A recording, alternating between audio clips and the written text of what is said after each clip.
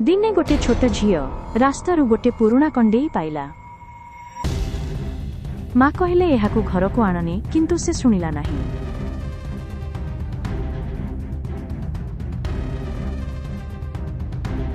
राति से कंडेई को पाखरे रखी सोईगला।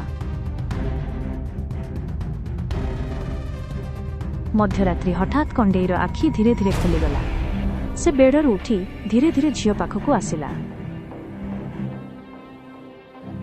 आउ हलुक ध्वनि रे कहिला, मु एबे तोर सांग।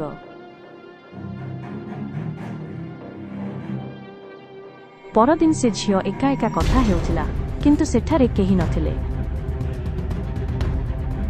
राति प्राय 2टा माँ आखि खोली देखिले कंडेई बेड उपरे बसिथिला, आउ धीरे धीरे हसुथिला। परदिन सकाळे झियो नथिला, किंतु कंडेई रहिगला एवं एबे तार आखि मनिष परी घुरुथिला। आपण एमिति कंडेई देखिले उठाइबे कि? कमेंट रे निजर मतामत दियंतु।